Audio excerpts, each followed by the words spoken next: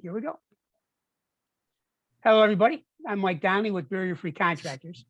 This is the Accessible Barrier-Free Homes channel, and I combine it with the Accessing My Home podcast to get two values for the price of one. We're speaking today with Kevin Berry. Kevin is an ADA expert and owner of ADA Consulting of Southwest Florida. And typically what I'll do with Kev is talk about specifics like ramps and doors and all kinds of bathrooms, all to be accessible by people in chairs and people with mobility issues. But today, Kevin, I'd like you, if you would please, to tell us your story, to tell us how you got to where you are today, and just give us a little bit of insight as to your story, okay? Sure, absolutely, Mike. I was in the Air Force for 25 plus, a little over 25 years, and I served different places, and I was an aircraft mechanic. But somewhere along the line, I developed an illness. In this case, it was multiple sclerosis.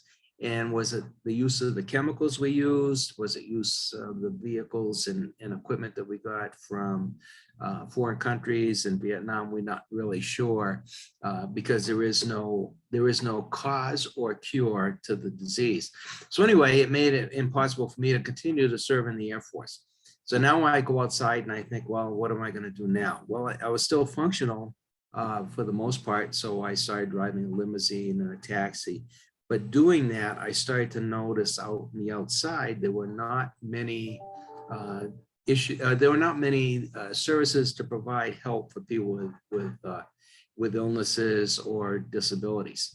So I started a group called MS Support, and I worked with the MS Society, which was great because the person I worked with, she was great in helping me come up with some ideas. And also I got to listen to people and listen to their issues and their problems and what they were dealing with.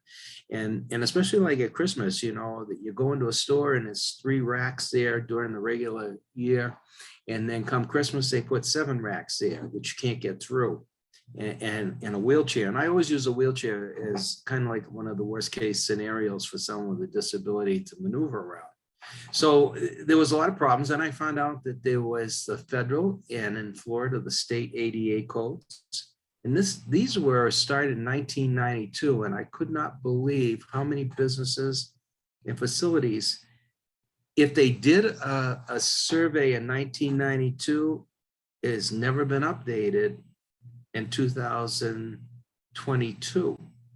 And so what good is that? So it's a living, breathing document. If it's been updated yesterday, it's good. If it hasn't been, then somebody needs to address it. And so I saw a real need for people out there, and I saw a need for people, they didn't know where to turn. It's a federal and state code. So anyway, I got into the business about 20 years ago, and I went to school and took classes. I worked with people in the federal, state, local jurisdictions if I have questions. And like any federal or state code or building code, there's problems with it, and you might have to talk to 2 or 3 different people. My favorite thing is to talk to a lawyer because in case any lawyers are out there listening, I really love you folks, but boy, I'll tell you what, sometimes it can be an effort and futility trying to get an answer out of you. But so anyway, so the codes are written. And as I say to people, if you have to modify, start with your home and then go to your business and things like that.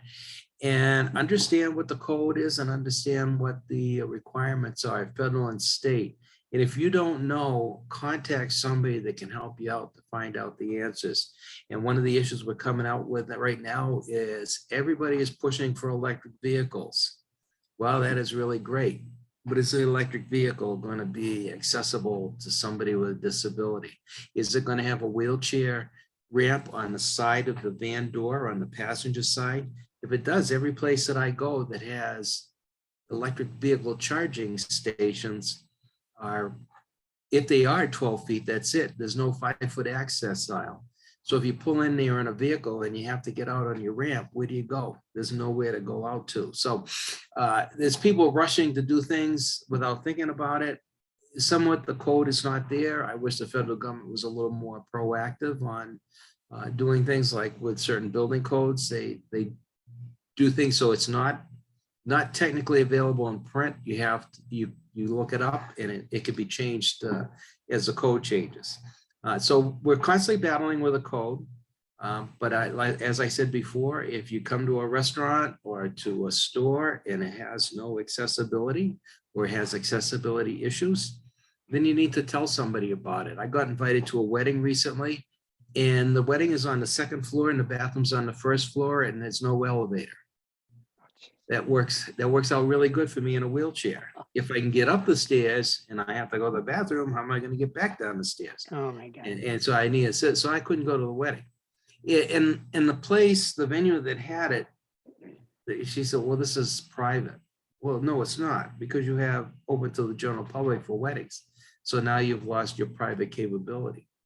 In some places like HOAs and condo associations, you know, they have their swimming pool and their rec room, but they're not open to the general public. So that puts them into a different category. It may be fair housing, but say I buy a place in there and now I need access to get into the pool. The only difference is I might have to pay for it, but they can't deny it.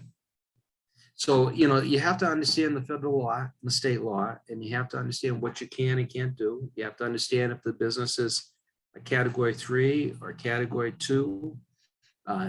Type 2 is governmental agencies. They have no choice. They have to be fully accessible. If it's a 3, they have to be accessible, but it's a little bit different. If they're a housing organization, it depends whether they fall under fair housing or they fall under the ADA. There's 2 different things. And then if it's employment, do they fall under ADA? Do they fall under the Uniform Code of Military, or how are they, what are they under? Are they under EEOC, Equal Employment Opportunity? So a lot of that stuff, you might end up having to go to an attorney to, if the business won't be proactive in helping you out. And you know, I could go back onto all the cases that I've dealt with, and one of them was a medical facility, and they had no examination table that lowered down to wheelchair height for transfer. Well, that's not going to work very well if you're in a wheelchair and you have to go on an examination table. So that, you know, we deal with that. At least one examination table has to be accessible. And so you get into that, and then, well, what if the person's deaf? Well, the doctor can, if it's a simple thing like you need to take 2 aspirin and call me in the morning, he can do that with a piece of paper, he or she can do that with a piece of paper. But if it's more involved, then it may require more of an instructional thing. And is a person's relative capable for that? No, they're not, because they might skew what the statement is. And so the doctor's office is required, if it's a doctor's office or a lawyer's office, is required to hire somebody as an interpreter, a legal, federal, medical, or legal interpreter for the conversation that you're going to have if the person is deaf, or if the person has another disability and they don't understand, but a family member is not quite accurate. So all these things that go into effect are things that a lot of the businesses don't know. In my dealings, most of the businesses are pretty proactive and saying, gee, I didn't realize that. I'm gonna get on that. Can you help me out? Who do I call? I have a list of names for deaf and hearing impaired and blind and visually impaired and things like that. And for them to call and do stuff like that. And one other thing was, I had a call from a lawyer's office. His office was on the second floor, no elevator, and somebody was coming in with a wheelchair for consultation for a legal issue, and they couldn't get up to the second floor. And the lawyer says, man, he said, I know I'm wrong. What do I do? I said, do you have a first floor? And he said, well, yeah, I own a first floor. I said, well, then make a temporary office down there, put a phone in there, make your appointment that you'll meet that person on the accessible office, and bring everything down. And he says, well, that's all I have to do. I said, yeah, it's called reasonable accommodation. There's nothing that says you have to put in a $50,000 elevator system to the second floor, but move your operation down to the first floor to assist a person. And that's the same with contractors or anything, you know, that you make the adaptation to the person, you don't make the person try to adapt to your needs. Wow. So, there's a lot of stuff out there, and you gotta be careful how the federal and state codes are written to know where you stand. But, there's a lot of issues we deal with, and most of them are the requirement for the business or the entity to make the adaptations for the person, not the other way around. So that's what we do. The code. The thing right now is probably 20 to 30% of people out there with a disability of some sort. So I usually say to a business, are you so solvent that you can eliminate 20 to 30% of your customers? And the person says, well, no, I need them. Well, if you need them, you have to provide for them. And like in grocery stores, they're great. I go in a wheelchair and they say, do you need assistance? If I say, yeah, they take one of their folks and they go around with me. And I said, well, I want that and I want this. And they put it in the grocery cart. And then we go to checkout, run through checkout. And then say I'm using a taxi service or van service, disability van service. Well, say I got ice cream in there. Well, they take the whole cart and they put it in the walk-in cooler until my service is there to pick me up.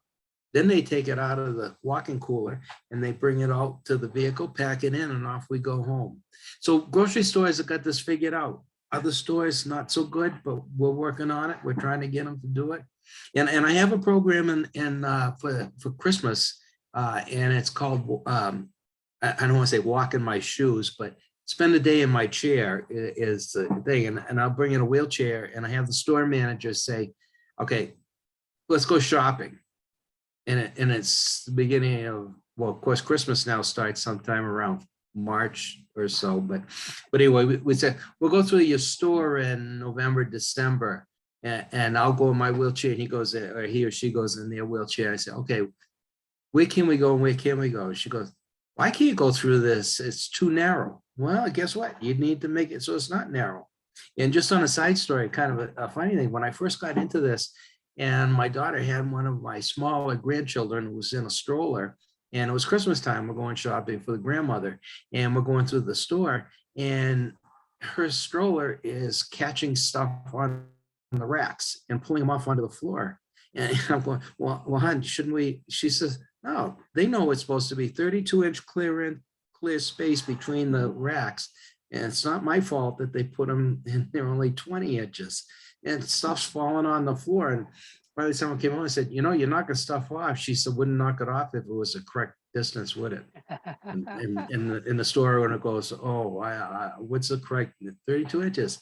Oh, I'm sorry. So yeah, there's a lot of things. I understand that businesses want to get as much product as they can out there, but they also have to remember 20-30% of people might have a disability that need to shop. And so unless you're rich enough in your store to say, or your restaurant, we don't need you, that's a way. And I went out to a restaurant the other day and with my wife, and I rolled in my wheelchair. And as soon as I rolled in, she said, where would you like to sit? I said, well, right here would be nice. And she immediately moved the chair out of the way. So I had access to the table.